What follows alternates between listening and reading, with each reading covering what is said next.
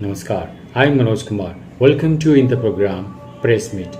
In this program, we cover press conference, media interaction, and a speech of the chief guest at the program. So, without spending so much time, let's go to the event. देखिए, विकसित भारत संकल्प यात्रा एक इस प्रकार की यात्रा पूरे देश में चलाई जा रही है कि इस प्रकार से हिंदुस्तान को अग्रणी श्रेणी में और लाया जा सकता है पोर्टल के माध्यम से, किसी और माध्यम से। अगर मैं बात हरियाणा की करूं तो हरियाणा में विकसित भारत संकल्प यात्रा पिछले 10-12 दिन से जा रही है। उसका सबसे मुख्य उद्देश्य यह है किस प्रकार से सरकारी सुविधाओं का लाभ आखिरी पंक्ति में खड़े आखिरी व्यक्ति को किस प्रकार से मिल सकता है। इसके लिए ये संकल्प यात्रा के माध्यम से एक रथ गांव-गांव में जा रहा है, जिसमें सारी टेक्निकल युक्त सारी सुविधाएं हैं। उसमें डीसी, एसपी जिले के वरिष्ठ अधिकारी साथ होते हैं।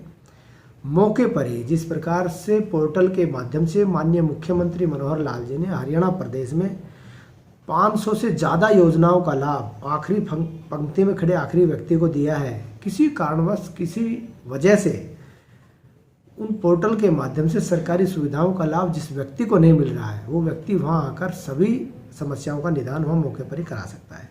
मौके पर ही सभी समस्याओं का निदान किया जाएगा और इसके माध्यम से केंद्र और प्रदेश सरकार की जन कल्याणकारी योजनाओं का आखिरी पंक्ति में खड़े आखिरी व्यक्ति तक पहुंचाना लक्ष्य है। संकल्प यात्रा के दौरान 1.5 लाख लोगों का हेल्थ चेकअप हुआ है वहीं पर मौके पर ही। 90,000 लोगों से ज़्यादा स्वास्थ्य परीक्षण किया गया है वहीं मौके पर ही। और आयुष्मान योजना, जो आयुष्मान भारत योजना माननीय मोदी जी ने चलाई है, उसका लाभ 24 लाख से ज़्यादा लोग हरियाणा प्रदेश में उसका लाभ ले चुके हैं। जो 5 लाख से ज़्यादा का जो खर्चा हरियाणा सरकार उसका वहन करती है। और आयुष्मान योजना से बढ़ के भी मुख्यमंत्री मनोहर लाल जी ने इसको एक बढ़ा के नाम दिया चिरायु योजना। उसमें एक और ऐड कर दिया है। उसमें 1,80,000 से 3 लाख आय तक के लोग उसमें शामिल हैं। उनका भी हेल्थ चेकअप फ्री और 5 लाख तक का उनको इलाज का वहन सरकार करती है। तो इस यात्रा के माध्यम से और इस प्रकार के बहुत सारे काम किए जा रहे हैं। देखिए मनोज जी, 1966 में हरियाणा बना। 1966 में हरियाणा बनने के बाद बहुत सारे मुख्यमंत्री आए और गए, बहुत सारी सरकारें आई और गई, लेकिन जो मुख्यमंत्री आया उसी ढर्रे पे काम करता रहा। जो मुख्यमंत्री आया वही चहेतों को नौकरी, चहेतों को काम। चाहे जो भी मुख्यमंत्री आया हो, पूर्व की सभी सरकारों की मैं बात कर रहा हूँ, लेकिन इतिहास में पहला ऐतिहासिक और संत और ईमानदार मुख्यमंत्री आया जिसने व्यवस्था परिवर्तन करने का काम किया, जिसने लीक से हटके काम किया। आप देखिए, इससे पूर्व की सरकारों की बात करें तो मुख्यमंत्रियों के यहाँ जमावड़ा रहता था, विधायकों के यहाँ, नेताओं के यहाँ जमावड़ा रहता था, मेरे बच्चे को नौकरी लगा दो। आज एकदम से सिनेरियो बदला हुआ है।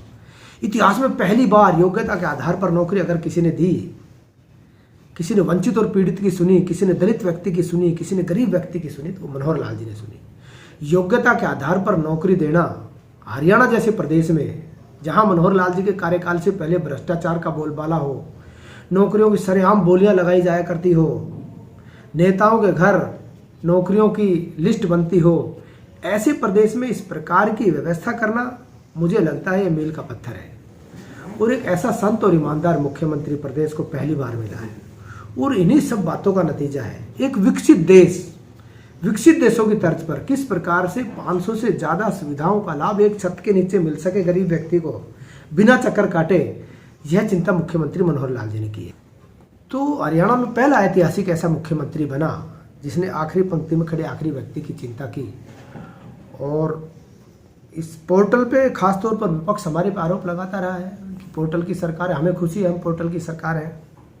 जो व्यक्ति इस पोर्टल पे आरोप प्रत्यारोप कर रहा है, मेरी उस व्यक्ति से खुली चुनौती है कि हम पोर्टल बंद कर देंगे। आप पहले ऑनलाइन टिकट लेना बंद करें, रेलवे की टिकट ऑनलाइन लेना बंद करें, बिजली का बिल जाके लाइन में लग के भर के आएँ, सिलेंडर घर बैठे ना लें, जाके एजेंसी से लाइन में लग के आएँ, उसके बाद पोर्टल का विरोध करें। ये पोर्टल का ही कमाल है मनोज जी। जो भूपेंद्र सिंह हुड्डा के कार्यकाल में 8.5 लाख बीपीएल कार्ड होते थे, आज उनकी संख्या 40 लाख है।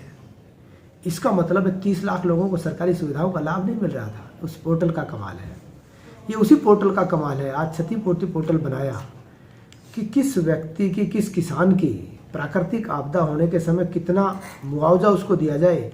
एक क्षतिपूर्ति पोर्टल बनाया, किसी का जितना नुकसान हुआ उस पोर्टल पे लोड कीजिए और घर बैठे ऑनलाइन ट्रांसफ़र हम मुआवजा करते हैं। पहली बार इतिहास में हुआ है। पूर्व की सरकारों में होता था कि तहसीलदार जाता था, वो गिरदावरी करता था, पटवारी जाते थे, जो रिपोर्ट बना लाए उसी को वो मिल गया। यहाँ पर सब ट्रांसपेरेंट है, पोर्टल के माध्यम से सब कुछ है। हमने सब कुछ ऑनलाइन किया है, सभी सुविधाओं को सुगम किया है, आसान किया है। प्रदेश में पहला ऐतिहासिक मुख्यमंत्री ऐसा है जिसने इस प्रकार की चिंता की है। उसी का नतीजा आज है प्रदेश में तीसरी बार प्रचंड बहुमत से भारतीय जनता पार्टी की सरकार बनने जा रही है। प्रदेश का प्रत्येक नागरिक ये चाह रहा है कि ऐसा संत और ईमानदार मुख्यमंत्री तीसरी बार होना चाहिए।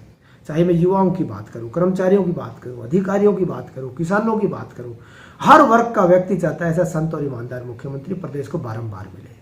हरियाणा जैसे प्रदेश में जहां भाई भतीजावाद, क्षेत्रवाद, जातिवाद, इन सब का बोलबाला हो, इन सारी लचर व्यवस्थाओं को धराशायी करने का काम मुख्यमंत्री मनोहर लाल जी ने किया है।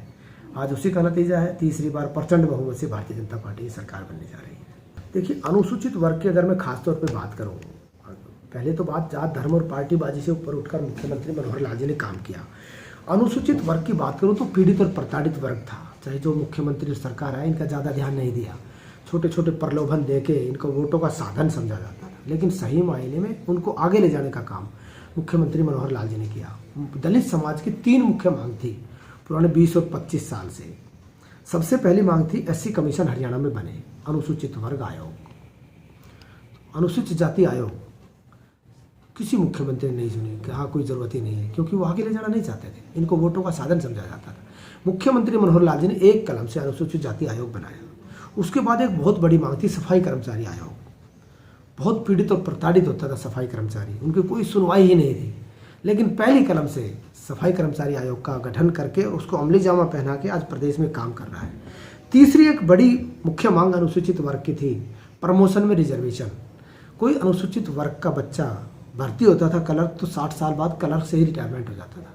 लेकिन मनोहर लाल जी ने उसको पहली कलम से, मैं तो उसमें कहावत है, बिन मांगे मोती मिले, मांगे मिले ना भीख। जब अनुसूचित वर्ग रोडों पर धक्के खा रहा था, नारे लगा रहा था, तो किसी मुख्यमंत्री और सरकार ने नहीं सुनी। आज मनोहर लाल जी ने बिना मांगे प्रमोशन में रिजर्वेशन भी दिया है। बहुत बड़ी एक मांग दलित समाज की थी। आज पूरा अनुसूचित वर्ग उत्साहित है, गदगद है, लालालियत है कि कब चुनाव और कब हम एकजुट होके, एक मत होके मनोहर लाल जी के पक्ष में मतदान करके ऐसे संत और ईमानदार मुख्यमंत्री को तीसरी बार मुख्यमंत्री बनाने का काम करें।